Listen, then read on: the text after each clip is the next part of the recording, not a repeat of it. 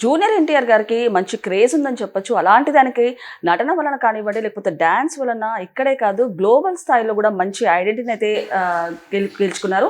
అలాంటిది ఆయన కొన్ని తప్పుల వలన ఆయన కెరీర్‌ని నాశనం చేసుకుంటున్నారా అంటూ కూడా కొన్ని వార్తలు అయితే వినిపిస్తున్నాయి. మరి దీని నుంచి విశ్లేషించుకోవడానికి మనతో పాటు senior journalist and doctor Durga Vadlamani గారు ఇప్పుడు మనతో ఉన్నారు. నమస్తే మేడం. నమస్తే అండి. మేడం, మరి జూనియర్ ఎన్టీఆర్ గారు ఇక్కడే కాదు గ్లోబల్ స్థాయిలో కూడా మంచి ఐడెంటిటీని అయితే దక్కించుకున్నారని చెప్పొచ్చు. అలాంటిది కొన్ని తప్పుల వలన ఆయన కెరీర్‌ని ఆయనే నాశనం చేసుకుంటున్నారా అంటూ కూడా ఇప్పుడు కొన్ని వార్తలు అయితే వినిపిస్తున్నాయి. ఏ రకంగా చూడొచ్చు అంటారు? అంటే కెరీర్ అంటే రాజకీయ పరంగా మనం మాట్లాడుతున్నాం. ఇప్పుడు ఆయనకి రాజకీయ భవిష్యత్తు ఉందని ఆయన అనుకుంటున్నారు కదా. అనుకున్నప్పుడు ఆయన కొన్ని నిర్ణయాలు ఆలోచించి తీసుకుని ఉండాలి. భస్మాసురుడిలాగా తన నెత్తి మీద తనే చేయి పెట్టుకోకూడదు కదా. అంటే ఇవాళ జూనియర్ ఎన్టీఆర్ ఏం చేస్తున్నారంటే, మీరు చూశారు గతంలో ఆయనకు అవకాశాలు వచ్చాయి చాలా.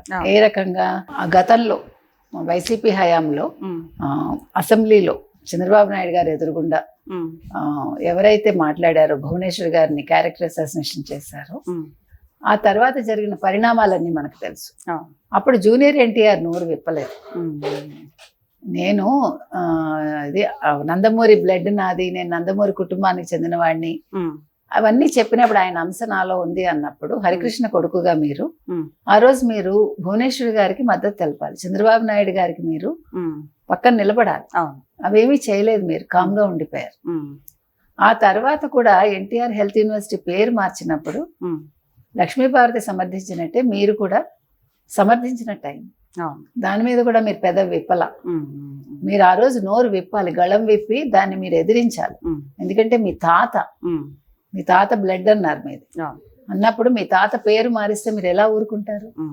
ఎన్టీఆర్ హెల్త్ యూనివర్సిటీ అయిందే కదా. మరి ఎందుకు నోరు విప్పలేదు? అవకాశాలు ఎందుకు మీరు పాడు చేసుకున్నారు? సరే, అవన్నీ అయిపోయాయి. మీకు తెలుసు మొన్న వార్ 2 విషయంలో ఎంత రచ్చ జరిగిందో. తాతగారు ఆశీస్సులు ఉంటే చాలు, నందమూరి తారక రామారావు గారివి, నా సినిమా హిట్ అవుతుంది, నాకు ఎవరు లేకపోయినా పర్వాలేదు అన్నట్టుగా స్టేట్మెంట్ ఇచ్చారు. అది అయిపోయాక నిన్న పద్మజ గారు చనిపోయారు. ఆవిడ పెద్దమ్మ కదా వరుస, మరి వెళ్ళి పరామర్శించాలిగా. మరి ఎందుకు చేయలేదు? సరే, నిన్నటివన్నీ వదిలేసేయండి. కానీ ఇప్పుడు మీకు అవకాశం ఒక కుటుంబంతో కలవటానికి, వాళ్ళతోటి మాట్లాడడానికి, పరామర్శించడానికి. ముఖ్యంగా మీరు పెళ్లికి వెళ్ళకపోయినా పర్వాలేదు, చావుకి వెళ్ళాలి. మరి మీరు ఆ కుటుంబానికి సంబంధించిన వ్యక్తి, హరికృష్ణ కొడుకు మీరు. మరి హరికృష్ణ లాంటి వ్యక్తికి మీరు పుట్టినప్పుడు మీరు వెళ్ళి పరామర్శిస్తే, నిన్న మొత్తం ఫ్యామిలీ వచ్చింది కదా. నిన్న చంద్రబాబు నాయుడు గారు మాట్లాడారు, పక్కనే బాలకృష్ణ గారు ఉన్నారు, దగ్గుబాటి గారు ఉన్నారు. దగ్గుబాటి గారు చెల్లెలు ఆవిడ, చనిపోయిన ఆవిడ. మరి మీకు ఎందుకు మీరు కలవలేదు? ఎందుకు మిమ్మల్ని మీరు దూరం పెట్టుకుంటున్నారు, లేదా వాళ్ళని దూరం పెడుతున్నారు? ఆలోచించుకోమని చెప్తున్నాం మనం. జూనియర్ రాజకీయంగా ఎన్ని రీజన్స్ ఉన్నా కానీ మేడం, నిజంగా పర్సనల్ గా ఒక ఏదైనా ఉంటే వెళ్ళి కలుస్తారు. మీరు అన్నట్టు పెళ్లి కాకపోయినా చావులో కూడా కనీసం వెళ్ళి పరామర్శిస్తారు, పలకలిస్తారు. అలాంటిది ఈ విషయంలో అంత పెద్ద సెలబ్రిటీ కానివ్వండి, లేకపోతే ఒక ఎన్టీఆర్ కుటుంబానికి చెందిన ఆయన ఇలాంటి విషయంలో ఎందుకు అలాంటి డెసిషన్ తీసుకున్నారంటారు? అదే అడుగుతున్నాం మనం కూడా. ఇప్పుడు మీరు ఆలోచించుకోవాలి. ఫ్యాన్స్ చెప్పింది వింటున్నారా, లేదు మీ సొంత నిర్ణయాలు తీసుకుంటున్నారా, లేదు వెనకాల ఇంకెవరన్నా ఉన్నారా, వేరే పార్టీ వాళ్ళతో మీరు సంప్రదిస్తున్నారా అనేది తెలియట్లా. ఇప్పుడు తొందరపాటు నిర్ణయాలు అంటారు దీన్ని. ఈ రోజు మీకు ఏ ప్రభుత్వం ఉంది? తెలుగుదేశం ఉంది, తెలుగుదేశం కూటమి ఉంది. ఉన్నప్పుడు మీరు ఆచితూచి అడుగులేయాలి. ఫ్యూచర్లో 29లో వేరే పార్టీ వస్తుందని అనుకుంటున్నారా మీరు? దానికి ఎంతవరకు అవకాశం ఉంది? ప్రజలు ఏ వైపు ఉన్నారు? ఇవన్నీ కూడా చూసుకోవాలి. అంటే ఇక్కడ కుటుంబ పరంగా మీరు ఆలోచించాలి ఫస్ట్. ఒక హరికృష్ణ గారు ఏ రకంగా ఉండేవాళ్ళు? హరికృష్ణ గారు చూడండి, 95లో ఒక క్రైసిస్ వచ్చినప్పుడు ఆయన బయటకు వచ్చేసారు తండ్రిని కాదని. తెలుసా మీకు? అసలు తండ్రికి ఎదురు చెప్పని వ్యక్తి, తండ్రికి ఒక రథసారథిగా ఉన్న వ్యక్తి బయటకు వచ్చి తండ్రి మీద తిరుగుబాటు చేసి ఒక బావకి ఆయన సపోర్ట్ చేశారు. అంటే మీకు నేను అనేది క్రైసిస్ మేనేజ్మెంట్ అంటారు. క్రైసిస్ మేనేజ్మెంట్ తెలియాలి. హరికృష్ణ గారికి అది తెలుసు. హరికృష్ణ గారు నేను ముఖ్యమంత్రి కావాలని అనుకోలేదు ఆ టైంలో. ఇవాళ ప్రతివాడు వెన్నుపోటు, చంద్రబాబు వెన్నుపోటు అంటారు, బుద్ధి లేని వాళ్ళు అంటారు. అది వెన్నుపోటు ఏంటి? ఇప్పుడు చంద్రబాబు గారు అన్న వెళ్ళి లాగేసుకున్నారా ఆ సీట్? అన్న కాదు. అప్పుడు పరిస్థితులు ఎవరికి తెలుసు? ఇప్పుడు మాట్లాడే వాళ్ళు ఎవరైతే ఉన్నారో వెన్నుపోటు అని, వాళ్ళు అప్పుడు పుట్టను కూడా పుట్టల. అక్కడ సిచ్యువేషన్ ఏంటో కూడా వాళ్ళకి తెలియదు. నేను అనేది ఏంటంటే మనం వినేసి మాట్లాడేయకూడదు. అక్కడ ఏం జరిగింది తెలుసుకుని మాట్లాడాలి. సో నేను అనేది ఏంటంటే, మీరు హరికృష్ణ గారు అబ్బాయిగా ఉండి మీకు ఎందుకు క్రైసిస్ మేనేజ్మెంట్ తెలియట్లేదు? ఇప్పుడు చాలా మంది చాలా రకాలుగా మాట్లాడతారు, వ్యాఖ్యానాలు చేస్తారు. మీరు అవన్నీ దాటుకుని మిమ్మల్ని మీరు ప్రూవ్ చేసుకున్నారుగా. ఇప్పుడు మీరు ఎన్నో అవమానాలు ఎదుర్కొన్నానని మీరే చెప్తారు. ఓకే, అవన్నీ అయిపోయింది, ఆ స్టేజ్ ఆ ఫేజ్ అంతా అయిపోయింది. అయిపోయి యూ హ్యావ్ ప్రూవ్డ్ దట్ మీరు ఒక హీరోగా నిలదొక్కున్నారు, మంచిగా మీకంటూ ఒక ఇది మొత్తం అమర్చుకున్నారు. మీకంటూ ఒక ఫ్యాన్ బేస్ ఉంది. అట్ ది సేమ్ టైం మీరు పొలిటికల్ గా కూడా ఏ రకంగా వెళ్ళాలి, నేను ఏ మార్గంలో వెళ్ళాలి, ఎప్పుడు వెళ్ళాలి, దానికి ఎటువంటి అవకాశాలు నాకు వస్తే వాడుకోవాలి, అవకాశాలన్నీ చేజార్చుకుని ఏం చేద్దామని. నేనేమొచ్చింది, ఆయన జగన్ గారిని కలుస్తారని మనం అనుకోవట్లేదు. స్పెక్యులేషన్స్ వస్తాయి రకరకాలుగా, సహజం కదా. కాకపోతే మనం చెప్పొచ్చేది ఏంటంటే, మనిషి ఎప్పుడూ కూడా అవకాశం వచ్చినప్పుడు తీసేసుకోవాలి, గ్రాప్ చేసుకోవాలి. ఇప్పుడు లక్ష్మీదేవి తలుపు తడుతుంది, మనం తీయకపోతే వెనకదారిలో వెళ్ళిపోతుంది. అట్లాగా అవకాశం కూడా అంతే, ఒకసారి చేజారింది మళ్ళీ రాదు. కాబట్టి నేను అనేది he has to think wise అంటున్నా. ఎవరు? జూనియర్ ఎన్టీఆర్.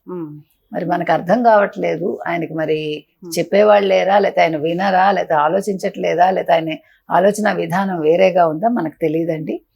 ఏది ఏమైనా భస్మాసురుడిలాగా అవ్వద్దు రాజకీయంగా మీరు అని మనం జూనియర్ ఎన్టీఆర్ కి సలహా అయితే చెప్తాం. ఇంకొకటి మేడం, అంటే ఎక్కడైనా ఆడియో ఫంక్షన్స్ కానివ్వండి, చిన్న చిన్న వాటిలో యాక్చువల్గా ఫ్యాన్స్ కి ఎక్కువ ప్రాధాన్యత ఇస్తూ ఉంటారు. అలాంటిది ఫ్యాన్స్ కి సంబంధించి కూడా కొన్నిసార్లు స్టేజ్ మీద కూడా కొన్నిసార్లు అగ్రెసివ్ గా అవుతుంటారు. సో ఎలాంటివి కరెక్షన్స్ చేసుకోవాలంటారు నార్మల్ గా? మనం చెప్పేంతటి వాళ్ళం కాదు కానీ అండి. ఇప్పుడు మీరు ఒక హీరో అయ్యాక, మీరు హీరో అవటానికి కారణమే ఫ్యాన్స్, మీరు హీరో అవటానికి కారణమే ప్రేక్షకులు. సో ప్రేక్షకుల మనస్సును ఎరిగి మనం అక్కడ ప్రవర్తించాలి. సో అది కొంతమంది హీరోస్ కి చాలా బాగా తెలుసు అని మీ ఫ్యాన్సే అంటున్నారు. మరి మీరు ఆలోచించుకోవాలిగా. మరి నందమూరి తారక రామారావు గారు 4 గంటలకు ఆయన మేకప్ వేసుకుని కూర్చుని తిరుపతి నుంచి వచ్చే భక్తులకి బస్సుల్లో వచ్చేవాళ్ళు, వాళ్ళకి పొద్దునే దర్శనం ఇచ్చేవాళ్ళు ఆయన 4 to 6. మీకు తెలుసా? మీకు తెలీదు. బజిల్లా రోడ్ లో ఆయన ఇల్లు ఉండేది, మెడ్రాస్ లో, టీ నగర్.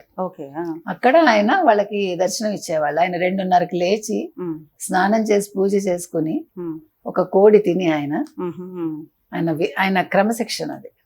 4ంటికి మేకప్ వేసుకుని కూర్చుంటే ఆయన, మరి తాతగారిని చూసి నేర్చుకోవాలి కదా మీరు ఫ్యాన్స్ విషయంలో. ఫ్యాన్స్ ని ఎట్లా రంజింప చేయాలి అనేది ఒక హీరోగా మీ కర్తవ్యం. వాళ్ళ ఈలలు వేస్తారు, గోల చేస్తారు, అరుస్తారు, దాన్ని తట్టుకోవాలి మనం. అది వాళ్ళ ఆనందం, అది ఆనందాన్ని మీరు ఆస్వాదించాలి, మీరు విసుక్కోకూడదు. అంటే తాతగారికి చూసుకుంటే కనుక ఫాలోయింగ్ గురించి చెప్పాల్సిన అవసరం లేదు, మంచి పేరు ప్రఖ్యాతలు ఉండొచ్చు మేడం. ఇంకొకటి జూనియర్ ఎన్టీఆర్ గారు ఎలాంటి సవరణలు చేసుకోవాలి, ఎలాంటి మార్పులు చేసుకోవాలంటారు? ఇవేనండి. ఇప్పుడు మీరు తాతగారు లెగసీ మాట్లాడేటప్పుడు మనం తాతగారు ఏ రకంగా ప్రవర్తించారు, తర్వాత చంద్రబాబు నాయుడు గారు మీరు అవునన్నా కాదన్నా మీకు మావయ్య అవుతారుగా. సో చంద్రబాబు నాయుడు గారు ఏ రకంగా ఆయన ఈ రోజు 75 ఏళ్ల వయసులో హౌ హీఈస్ వర్కింగ్, ఆయన ఎప్పుడైనా మనం విసుగు చూస్తామా? తప్పులేదండి. మీకు నచ్చినా నచ్చకపోయినా ఒక వ్యక్తి నుంచి మంచి నేర్చుకోవచ్చు. మీరు అపోజిషన్ అనుకున్నా, లేదు మీకు ప్రత్యర్థి అనుకున్నా, మరొకటి అనుకున్నా కూడా మనం అపోజిషన్ వాళ్ళనే ఎక్కువ గమనించాలి. ఎప్పుడు కూడా మీకు ఎత్తులు ఎలా వేస్తారు చదరంగంలో, అవతల వాడు ఏం ఎత్తేస్తున్నాడో చూసాక మన ఎత్తు ఉంటుంది, అంతేనా? అంటే వాళ్ళని ఎలా చెక్ పెట్టాలని అట్లా మంచి ఎవరి దగ్గరైనా నేర్చుకోవచ్చు. ఇంకొకటండి, ఒక మనిషిని చెడ్డవాడని మనం మాట్లాడడానికి ముందు 100 ఆలోచించాలి. వింటం వేరు, మనం చూడటం వేరు, మనం అనుభవించటం వేరు, చాలా తేడాలు ఉంటాయి. ఇప్పుడు మీకు ఒక అతను చాలా చెడ్డవాడు అవ్వచ్చు, కానీ నా దృష్టిలో అతను చాలా మంచివాడు అవ్వచ్చు, బికాస్ నా ఎక్స్పీరియన్స్ అట్లా ఉంటుంది. సో ఇట్ వేరీస్ అన్నమాట. So what we're saying is, junior NTR గారు మీకు ఇంకా చాలా భవిష్యత్తు ఉంది. తొందరపాటు నిర్ణయాలు తీసుకోకండి, తొందరపడి ఎవరిని నమ్మద్దు, అవకాశాలు అందిపుచ్చుకోండి.